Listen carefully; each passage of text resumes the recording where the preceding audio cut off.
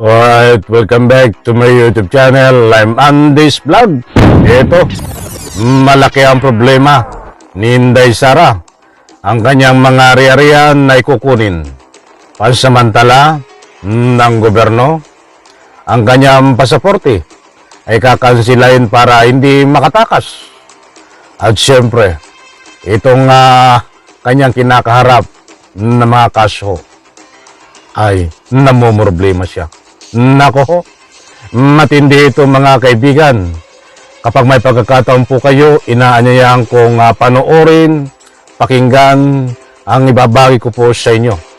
Na problemado si Inday Sara dahil hindi na siya makakatakas at dahil lang kanyang pasaporte ay kakansila at magiging yung kanyang pinaghirapan na ninakaw na pera ng taong bayan ay kukunin o ipipress ng gobyerno.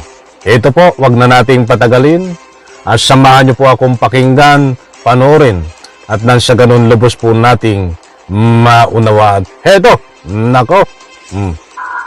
Is yung grave assault, I believe, pinipilit na lang talaga nila na gawa ng kaso yung mga remarks ko. And pangatlo, natatawa ako sa violations on the anti-terrorism law kasi sinusubukan nila to reach.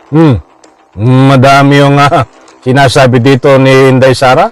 Tingnan po natin ang tigas nito sa mga sinasabi niya po. Ito po, panoorin po natin. Sa aking properties and assets.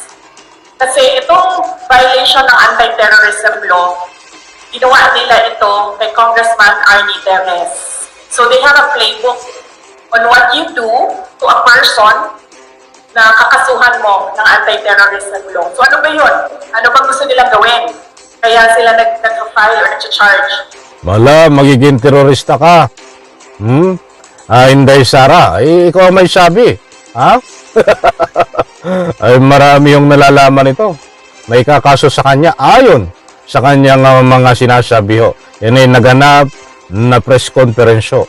Nagpamahilig ito sa press conference eh. Buti kung pa nagpe-press conference ay balita tungkol sa ikagaganda ng ating takbo ng Pilipinas ay hindi ho eh. Puro kalukuhan lang ang pinagsasabi sa kanyang press conference.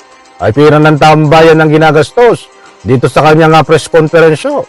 Nandyan ang kanyang bodyguard, nandyan ang aircon ng opisina. Nako po, mahiya ka naman, Inday Sara. Ng anti-terrorism law. Gusto nila mag-cancel ng passport. Gusto nila mag-red notice sa international. So hindi ka makakagalaw overseas. Gusto nila mag-unlock anti-money laundering violations. So, ibig sabihin nun, i-freeze nila yung pera mo at yung properties mo. Hindi ka makakagastos ng pera at hindi ka makakapasok sa properties mo. Pera mo, hindi mo naman pera yan eh. Pera ng taong bayan. Naku, yung tawa ko doon. Ang dami yung mga sinasabi nito na gagawin sa kanya. Ito pa ho. At gusto nila mag-issue ng mga search warrants. Anong ginagawa nun? Papasukin nila yung properties mo. And nagtanong ako sa Negros kung anong nangyari doon. Kasi nga, tinitingnan ko yung ginagawa nila and they're doing the Arnie Teves playbook. Ang ginawa nila doon, masok sila sa mga bahay, mga properties. Nagsasabi sila, may clearing team kami. Pinagtanggol pa itong si Arnie Teves, mantakin nyo. Itong nagmasaker. Na mayroon pong matibay na ebidensya. Si Arnie Teves, pinagtanggol pa ho. Yan ho ang isang Inday Sara na kasalukuyang Vice Presidente kuno. Ito yung nagtatago sa pangalang Vice Presidente. Ba't hindi ho nagtatrabaho? At panggulot, puro kalukuhan lang ho ang ginagawa sa Republika ng Pilipinas. Maliwanag po mga kaibigan ng mga sinasabi niya dyan.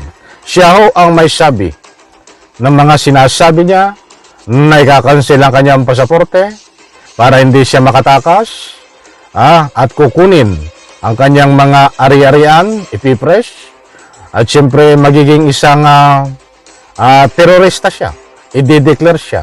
Mga kaibigan, hindi po sinasabi ng ating gobyerno yan, hindi sinasad ng ating gobyerno.